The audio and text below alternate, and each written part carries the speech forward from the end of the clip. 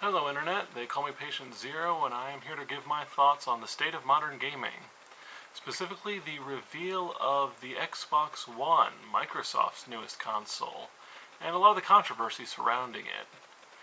This one brought a lot of outcry and backlash today. I was kind of surprised because initially I didn't see it, but a lot of it did start to make sense afterwards, but I'm here to provide my own opinions and kind of a rebuttal/counterpoint to what a lot of people have said. People like Angry Joe had very angry rants about some of the things they saw in this reveal and with some of the statements and information surrounding it. I'm here to kind of provide the balance to say that some of the backlash may have been unwarranted. Some of it most certainly is, but I think a lot of it is an overreaction to certain things. Now, first off, regarding the reveal of like a 24-hour requirement where online at least once a day, the used games fee, the installation requirement. I understand the hatred behind these, but I also understand that they were money-making ventures and they were bound to happen. Microsoft is a company that wants profit, and these would be profitable ventures in the short run. I think Microsoft will see the backlash and outcry and see that these are bad ideas, and we probably won't see them in the final product. Regarding the controversy surrounding things like the contradiction between Xbox support and a Microsoft VP on Twitter, part of that to me comes from the rumors, I think it was like a month or two ago, that there was infighting and conflict in Microsoft, and perhaps we're seeing some of the aftermath of that, or some of the current effects of that. I think that may hurt Microsoft, but I think they're a smart company and they'll fix that eventually. Now, a lot of my thoughts come to the reveal itself. This is where a lot of people demanded things like, we wanted games. They shouted about how Microsoft obviously didn't have anything available, and I think they missed the point. Because at most important, this was a teaser. And just like a movie teaser where they don't actually show the meat of the movie, this was not shown to show the meat of what Xbox One has to offer. When The Dark Knight came out, the first teaser trailer didn't have scenes of Batman fighting the Joker. It had the Batman logo, The Dark Knight, and you went, oh, I'm so excited, I must see more of this movie. That's what this was about. This was to say, hey look, Xbox One.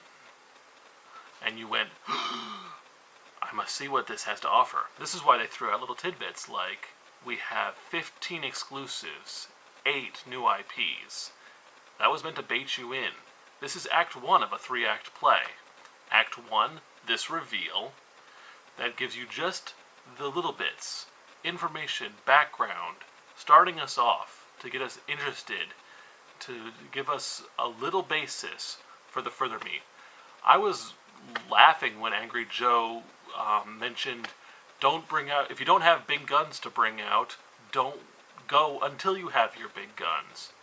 And I think that kind of misses the point, because you get people excited for the big guns. When you say, we have this stuff, people get interested and want to see that stuff. And that's what E3 is about. E3 is Act 2, where they will reveal a lot of this stuff. New information, big data, gameplay footage. That's where that comes in. Act 3, of course, is the launch, and we're building up to that. That's after E3, we'll see the TV commercials, the trailers, lots of gameplay footage and stuff coming out. And that's all to get us hyped for when launch day comes and they want us to buy a console. So this was just Act 1, the teaser. And you don't see games in a teaser. And that avoids the more important question, though. Why were we expecting games in this? This was a console debut. This was a console reveal. They're showing off the console, which they did very well. They actually showed it, unlike PS4's trailer. They showed off the controller, which has a lot of features, and I'm excited to hear what all these little new features are. I'm excited about the rumbling sticks to see what effect that has on gameplay. I'm wondering if they'll include recoil when I shoot a gun. I'm excited for the hardware show-off and the small technical specs they give. I'm excited to hear more, hopefully at E3. I'm excited for what they talked about with Kinect and its improvements, and they made Kinect look like it worked a whole lot better. Way better than that device I have over there. They talked about all the features that the console has to offer, and we must remember that the console is no longer just a single-purpose gaming device. This is a fact that is hard for a lot of gamers to accept, but it is the truth. These are multi-purpose entertainment machines, and they are no longer selling just to the game crowd. They have to sell to the general public who wants these entertainment things. They want the ability to switch between a TV and a movie just by saying it or grabbing the screen. They want to be able to Skype with someone. I thought that was a really neat feature, the picture-in-picture kind of with the Skype here and the actual thing you're watching here. They talked about how it has live streaming, which is something gamers want. They talked about, and it took away the PS4's advantage with that feature. They talked about how it can record footage.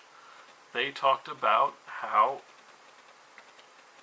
the system will have all sorts of entertainment deals and things being brought on that are meant to excite both the gamer and the casual person and get us excited for hearing more.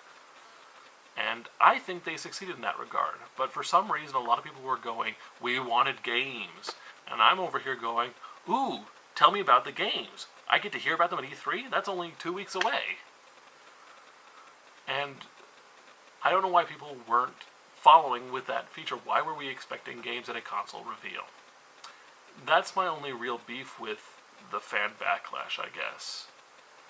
Is that our expectations are not what reality is anymore, and we need to match that up. Yes, they will focus on games, but games are not the only purpose anymore. Games are just one part of these consoles now, and they're not going to focus solely on us. Sorry. But those are just my thoughts. You're welcome to challenge me on these, and I'm happy to debate with anyone who would like to talk to me. Angry Joe, I brought you up a lot in this. If you want to have a debate, I would love to, especially on a live stream. That would be really fun to do. Anyways, that's all from me. Patient Zero, leaving the room.